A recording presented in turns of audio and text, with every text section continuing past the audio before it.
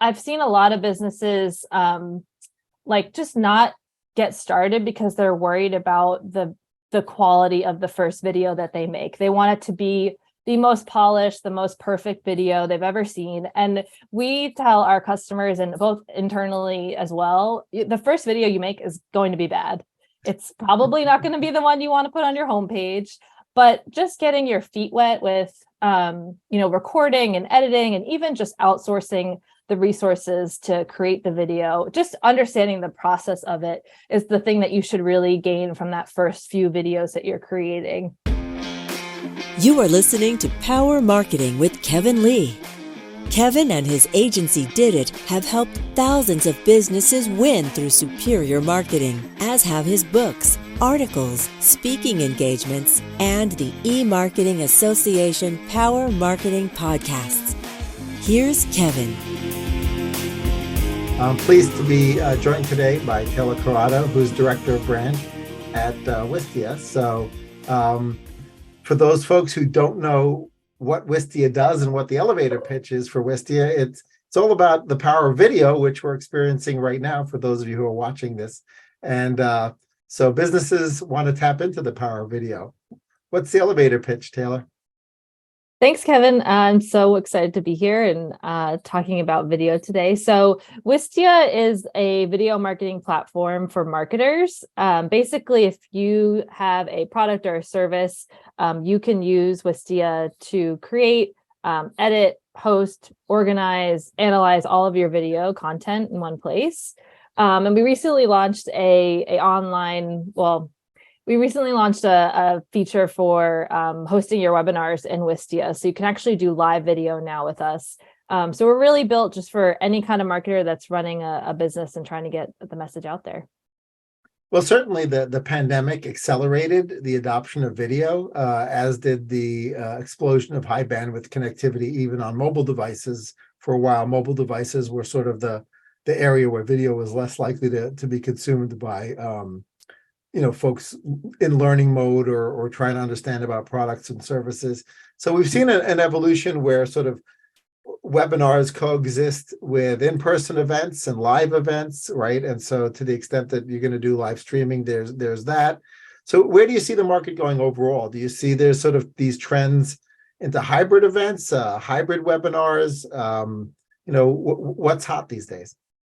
Yeah, so I think video itself isn't going to go anywhere. Right. Using video for your website, for your social media channels, for your general marketing and product education, like every company is going to continue to do video and create video. I think it's become a lot more accessible. So you don't have to invest 20, 30K to create a great product explainer video or your homepage splash video anymore. You can really do it with a lot easier tools and even lower budget. I think the market, when it comes to live video and events and in-person and hybrid, I'm seeing a lot more companies invest in smaller events. So smaller in-person events that are much more targeted and niche to their target audience. They are curating the experience to a very select group of people, and then adding in a hybrid or a virtual element to it in a larger scale. So an example, I went to Inbound in September, the big HubSpot marketing conference. It was the first time they'd been back in person in a few years. And they capped their attendance in person to 10,000 people. And they've actually decided that they're going to keep it around that same number versus pre-pandemic. I think they got up to about 30 or 40,000 people in person. And it's massive and it's expensive for them. It's a huge undertaking to, curate the content in person like that. And so I think they're continuing to stay niche, and then add that virtual element where you can have those, tens of thousands of people interacting with your content online. So that's really like a big theme I'm seeing is that hybrid model. I'm also thinking about like what our event strategy is at Wistia right now for next year. And we're thinking about how we can, almost leverage those bigger events and be part of them, but in a curated, small kind of way where we're leveraging the fact that a lot of people are going to be in one place at one time and they're our target audience. So how can we interact with them? Well, that's great. Gave me an idea for a follow-up question as it relates to sort of niche, because clearly, great content can get the prospects engaged, right? But you have to sort of think about how you're defining that niche, and then what is the content that you think will really resonate with that niche, and then that comes back to sort of editorial ideas, like what do you call it? How do you name it? What's the title of the event? And so how should the sales and marketing team think about that content, right? Because they may only want to think big picture, but to your point, sometimes there's a segment of your customers or segment of your prospects that are facing a particular problem, right? Yeah. And you think you can help them solve it, right? And so how should they think about sort of editorial calendaring of sort of the content creation process? Yeah, I mean, when it comes to picking and choosing where you're focusing your efforts on, especially around the content for those kind of events, whether they're in person or they're online or they're webinars, we try to ladder it up back to our company goal. So if we have a company goal to retain our customers for a longer period of time, our content and our events are going to be focused on, having customers understand the product more, doing more product education content, more strategy level content where we're telling them how they can use video more in their strategy, and really like focusing on how to educate our customers on our products and services more. But if your goal is, let's say, lead gen or brand awareness, you might want to do a bigger event with more sponsors and partners where you're getting a bigger audience. You're kind of keeping it more thought leadership level. So how-tos and even just educating people on the problems you're trying to solve that they might even not know that they have. So I think it matters and ladders back up to what your company goal is. That really dictates the content and the audience you're targeting. And there's so many different ways of doing that. Like we can interact with our current customers by actually enabling them to host their own events with user groups. I've seen that been done really well. And those could be virtual or in person, and they could be really small, or they could get, up until the hundreds of people. So yeah, it's really just about what's your goals for your business, and then how do those events and content support those. Yeah, that's great advice. Video obviously categorically it has a lot of different flavors that it comes in. You've got sort of the single talking head video who's educating by themselves. You've got folks doing, two-person podcast conversations similar to this. You've got panels or webinars where there might be, 3 to 6 people creating content, and that's getting shared. So given the fact that the dynamics are different in all those use cases, how should marketers think that through, like the flavors of the videos and the types of videos? And then you've got animations and explainers, which can layer on top of that. It seems like it's there's so much you can do. How do you prioritize? Yeah, I think it depends on where you're at with your video strategy. So we're seeing a lot more companies just getting in the weeds or getting started with video from the fact that they went remote and they're in the post-pandemic world.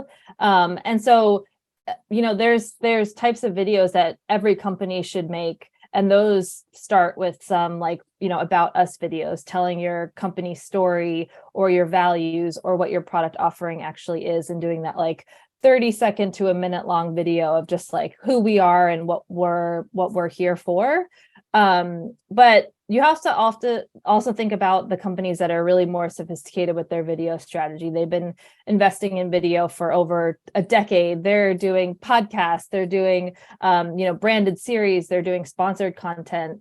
And those all have different goals, and it all has different it lines up to different strategies that the business has. So I think when you think about format and flavor of videos, you also have to think about, what is your audience looking for? Have you asked them what they want to hear from you about? Have you asked them what channels that they're consuming content on? Are they listening to podcasts? Are they on social media? They probably are, but they might not necessarily want to consume business content in those channels.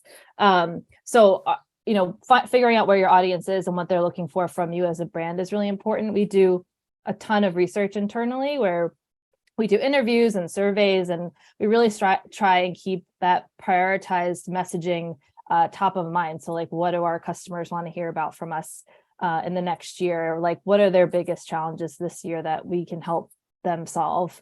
And so when we think about like format, there's a, so we just, we're running a month-long webinar campaign called Webinar Palooza, and we're doing a webinar every work day for the whole month. And each of those webinars are in different formats based on the content that we're putting out there. So tomorrow we have like a Ask Me Anything session with our marketing directors. And that's like a simple format. It's a bunch of talking heads with no slides and really just answering questions. But then we have really like in-depth thought leadership presentations that have a lot of slides, a lot of visuals, even some video content that we're sharing. So it really just depends on what you're trying to get across and what content you're putting out there. And there's a lot of different formats that can fit that. Yeah, you bring up an interesting point, right? And I guess because you're doing a webinar a day, there's no one person who can be sort of necessarily the face of the brand, right? And so you're actually engaging a larger group within the organization to participate either on a one-to-one basis or participate in a group creation of content. And some folks still aren't comfortable with public speaking in any format, and I would probably include this as one of those. So have there been any sort of tips and tricks that you've been able to give to your clients about how they can sort of perhaps overcome their level of discomfort with regards to participating in video creation? Yeah, so we have a lot of our employees on camera. If you go to like wistia.com, you'll see a lot of faces, and they're all actually people that work at Wistia. We don't hire any actors.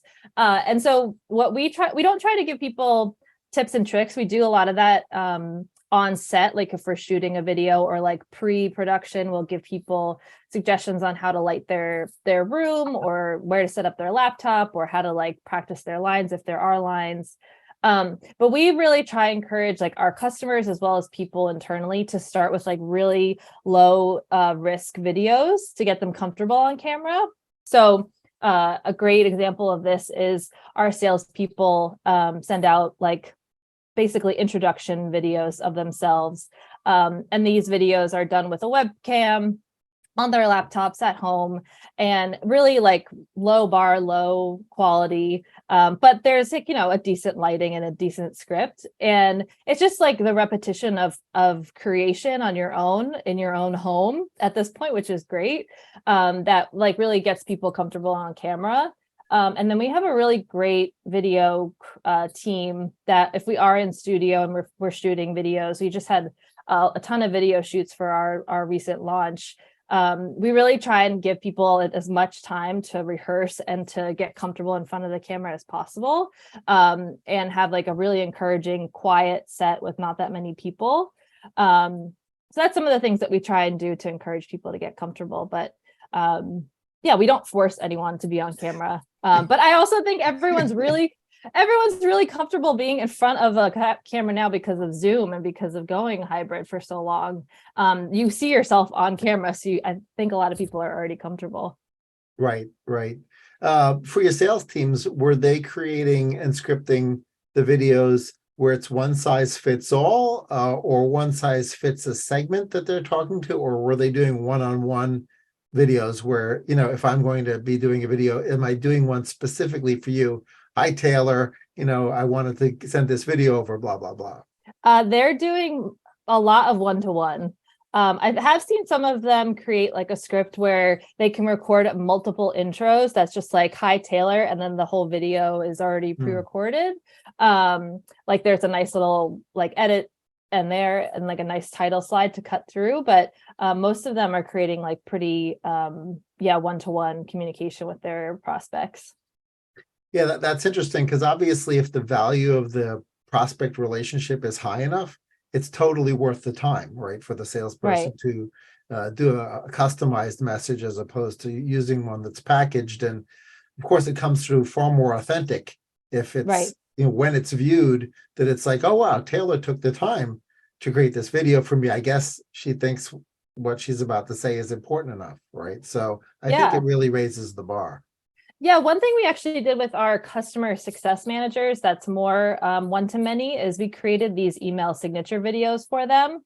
And it's basically just like, hi, I'm Taylor. I like drinking coffee and I like going for hikes and I have 2 dogs and I can't wait to talk to you about video.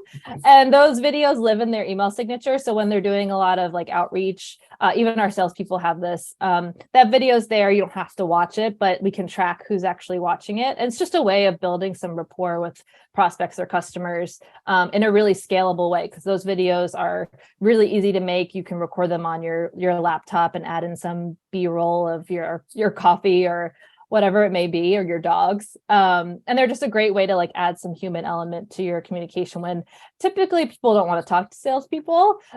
So making something that they can connect with or even relate to is really fun and help, and it works. People, engage and respond to those videos.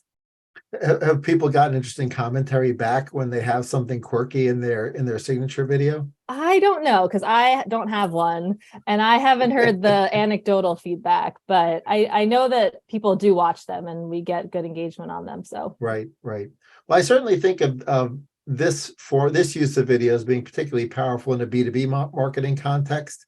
Are there specific industries that are finding great levels of success with using video in your platform in particular? yeah, we see a wide range, both B2B and B2C companies using video and Wistia successfully. A lot of other SaaS companies, so we're a software as a service business, a lot of similar use cases at other SaaS companies using video. But I worked with financial advisors. They use video to like connect with their customers or their clientele and to like give them updates throughout the year on their financial, profiles and all of that I've seen has been really interesting, because financial advisors are much more in person pre-pandemic, and now they've been doing a lot of things virtual. We see manufacturing as a really interesting industry that uses video to explain their products in depth. We have a few bigger e-learning platforms that use video, obviously, to put on their classes and to distribute educational materials, but to actually use Wistia to host and manage and measure all of the engagement across their very large video libraries. And then right in the beginning of the pandemic, we saw a lot of schools using video and online platforms to organize and display their content in a really clean way. We've also seen from basically any industry, a lot of internal use of video to educate employees about policies or vacation or just to share updates, company updates. So there's a lot of internal communication happening with video as well. That's cool. A bunch of the scenarios you just described would benefit from being able to gate the content, right? So it's unlike just posting it on YouTube. Even if you use the 3 options on YouTube as far as who can see it, right? The public versus private, et cetera, Right. versus restricted. How have you guys built those kinds of features into your platform? Because certainly I may be very specific as to who I want to be able to see some of the videos that are created. Yeah, so right now you can password protect any video with Wistia.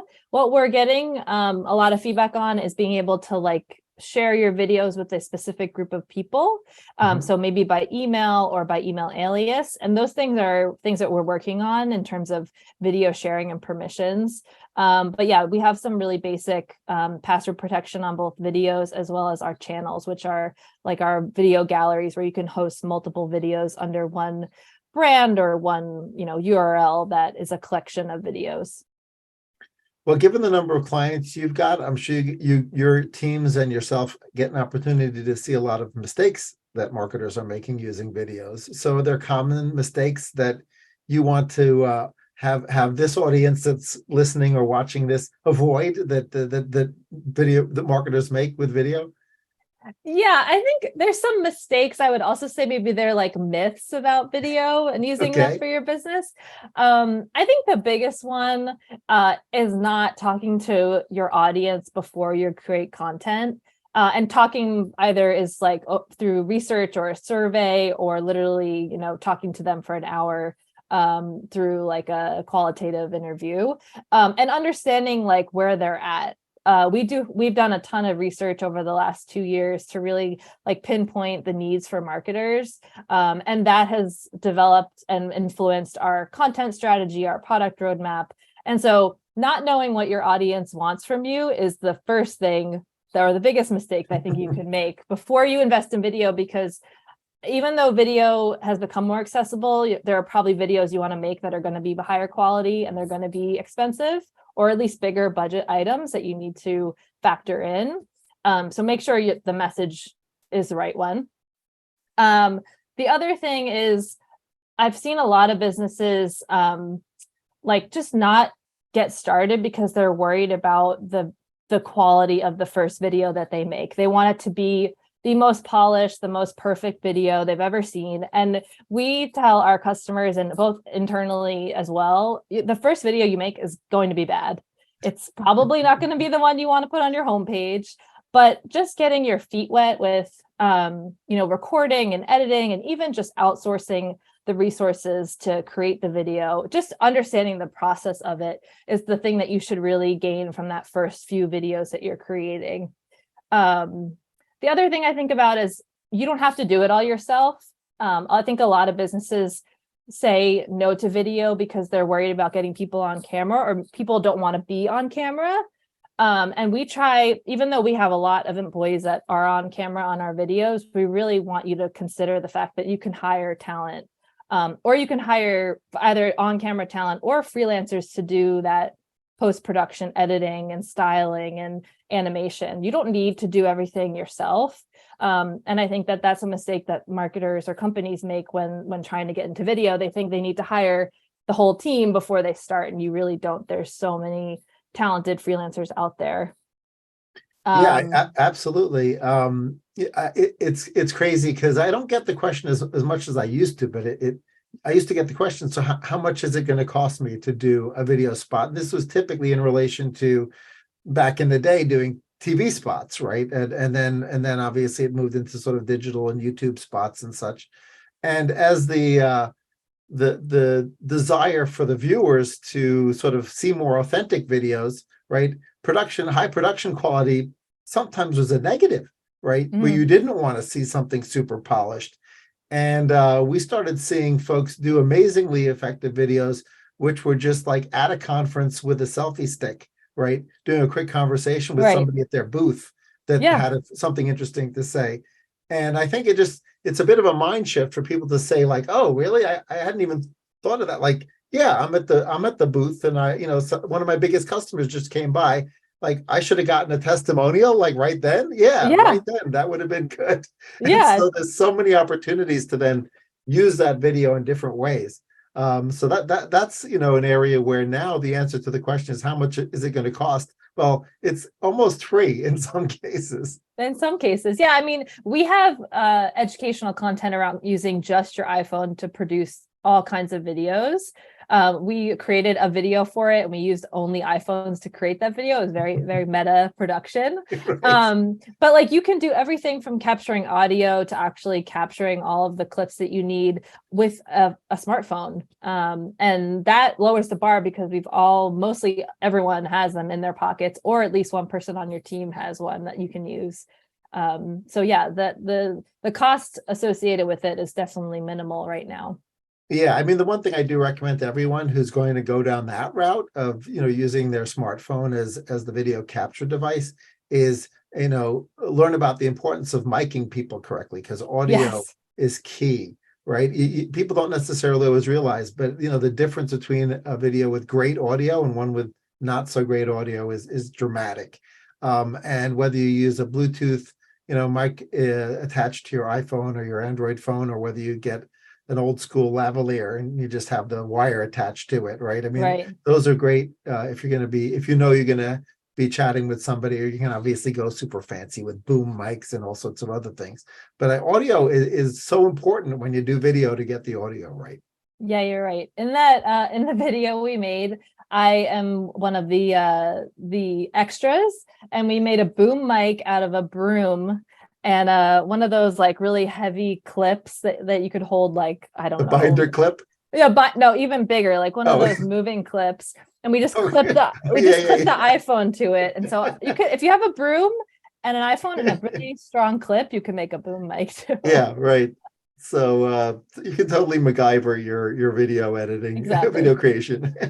Exactly. Um, one other thing that I'd love to get your feedback on is when we create video, either for ourselves or for clients, we love to resyndicate it, snip it up into different versions, put it on multiple different platforms. And sometimes that's a social media platform, and obviously using clips of the videos there, but sometimes it's, using it in a blog. So it used to be that, you would just automatically host it on YouTube and then embed it on your blog. But now, you can sort of mix and match, right? You can use Wistia to embed it in your blog and then have a slightly different version that you put up on YouTube, because YouTube's the second biggest search engine in the world. It just happens to be Right. searching for video, right? So there are some SEO implications to reuse of video content that I don't think everybody realizes. We have shifted our perspective on YouTube in the past few years because of the feedback we've been getting from not only our customers, but just like marketers in general that, hey, I have to be on YouTube. Like people are finding videos organically through Google search because of YouTube's SEO benefits. I'm not going to move all of my video content off YouTube and into Wistia. And we understand that. And we really see the benefit of having a very curated and on-brand experience for your site with the Right. Wistia video player or whatever platform you're using, so that it feels like you're on your branded site. You're not on YouTube. You're not getting, those random ads at the end of the videos to go onto YouTube. But people can interact with your videos when they're on your site or your blog. But YouTube is a huge source of traffic for us in terms of organic search. And so it's really important to think about just where your videos are living and what the format fits best for that channel. I know we do a lot of social content and we keep that content super short off of YouTube because I Yeah. know longer form content on YouTube helps. So when we do like any other social channels, the clips are super short to promote an event or a new piece of content or a video that we just created. So 15 seconds or less is like our sweet spot. And then we have a feature within Wistia called chapters, which actually it enables Google to rank and optimize any Wistia hosted videos within Google search. And those chapters can actually come up as search results. It's just like a clip of your video, whether it's like a minute or 30 seconds, can actually come up as a search result in Google. So that's a really interesting, fun, like kind of nerdy feature within the platform that really helps with SEO. Yeah, that's great. The Google in particular, but Bing to some extent, have been really working on the idea of how do you deep link into video content, right? Because sometimes a piece of content is longer and covers more than one topic. And when you're in the search engine business, you want to figure out how to understand the nuances of, the recipe in big picture, but then getting to the mixing part of the recipe, which is deep down, right? They want to be Right. able to link deeper into videos. And I think, there's been a lot of advances there. So I'm really pleased to hear that you guys have enabled that functionality. One other thing I hear a lot from clients and prospects and just other marketers I chat with at conferences is that they're worried that like their value proposition or their industry is a little bit boring, right? And so they have this sort of writer's block, the video equivalent of writer's block, where they're like, okay, now what do I talk about? And Right. so have you guys found any best practices around, how do you overcome that content creation block, right? When you feel like, maybe you're not in the most sexy industry and you want to think about stuff that is valuable to your prospects and customers, but you're not sure what to talk about. Yeah, I mean, not every business is going to be able to have like a very humorous, fun, quirky brand. I think Wistia has built that over time just based on our values. And so you have to think about what your brand values actually are first. And if it's a very serious topic or a very, straightforward industry, you don't need to be fun. But you could potentially be more engaging, more on message with what your customers are looking for. Maybe there's some like humor and element in there that's very subtle, or maybe it's really culturally relevant. You can maybe piggyback on some memes or something like that. I think if you don't have a huge creative outlet internally, like you don't have a team, or maybe you have one marketer, or you just like are struggling with that creation block, there's great like outside help that you can get. So there's a platform called Fiverr. You can request like any kind of creative from literally anyone, like a writer, videographer, a designer. So you could potentially spend maybe a couple $100 to just get some ideas, put up a creative brief on, hey, we have these brand values. This is the messaging we're trying to get out there, but we want to like be a little bit more engaging, and just see what you get. You might not like any of the ideas that you get, but you're getting outside perspective, and you're probably not spending that much money just to generate those ideas. Another thing you could do is like hold an internal competition. And you might find that there are writers or creatives on different teams that you don't potentially work with all the time. So maybe your product managers have really good ideas and they're really creative, but they never like get brought into those brainstorms because that's not their role. But we have a lot of people that are on very non-creative teams that are very creative outside of work. And so holding like an internal competition for people to come up with, hey, write the next script for our homepage video. You might get something that's really fun and interesting and engaging, or you might not, but you probably will have a nice interaction internally as well. Yeah, those are great suggestions. The other thing that I would recommend, we've seen work with clients when I'm wearing the Did It hat, is influencers. Sometimes you can find influencers within your own customer set, or you can find an influencer that might be a customer of your product, and you can sort of give them the creative brief, but don't try to write the script for them. Let them talk about it.